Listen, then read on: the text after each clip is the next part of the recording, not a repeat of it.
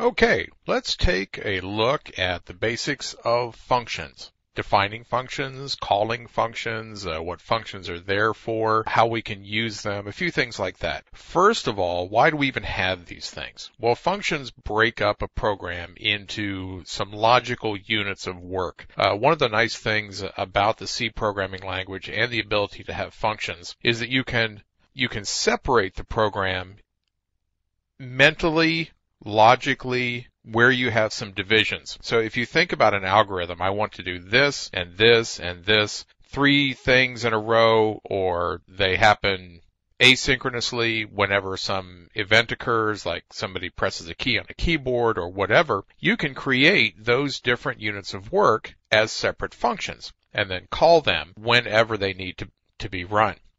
This also allows the development team to work separately. The development team can be spread around the world, which many are these days, and each part of the team can work on one or more functions, which then come together into a module, and then all of those modules come together into the entire application or program that's going to be released. Functions also allow you to independently test each of the functions. The lower and deeper into a program, the finer and finer small functions you can test, the better off you're going to be. It's absolutely wrong to try to inspect in quality at the end of the job and try to test the whole big application at once. You need to test all of the individual small functions. You need to understand what is everything that could go into a function, what is everything that could come out of it, and then you can write a small calling program that can call the function with every possible input and every possible testing for every possible output, and you understand if the function really works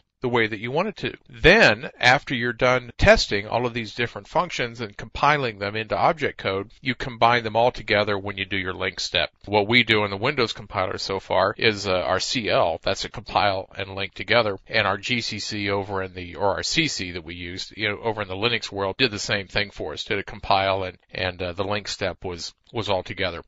Now let's take a look at a small program here. This is very simple. Here's our main, and we don't even need our pound include standard IO at the top. We're using printf, but we're not going to bother with it right now. Here's our main, open brace, close brace. That is a function definition for main and what is inside it. All that we do, though, is we call 3 separate functions, one after the other. Notice a call is different. Here we have main, open and close paren, no semicolon, and then an open brace. So we're defining what's in main. Here in func1, open and close parentheses, open and close paren, and a semicolon. So that makes this a statement. So we are calling or executing function 1. So statement of execution, processing will come down here to func1 wherever it happens to be defined. Func1 is being defined down here with our open brace and close brace, and here's the contents of function 1.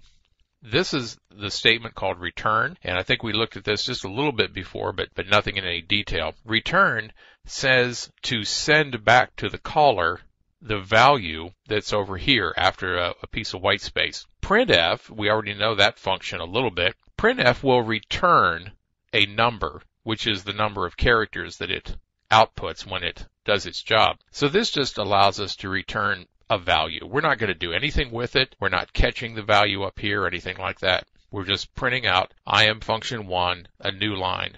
That's the end of the statement.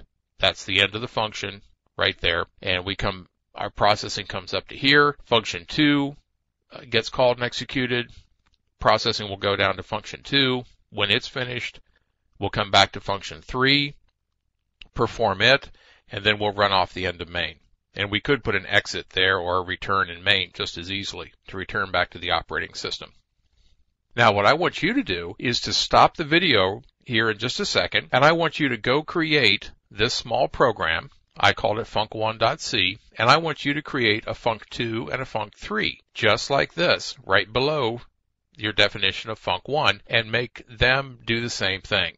Make them do a return, printf, I am function 2, I am function 3, and then compile and link the whole thing. Give that a shot, and when you get done with that, come back here and start the video again, and we'll go take a look at doing the same thing. Okay, so go off and make that happen, and I'll wait here for you.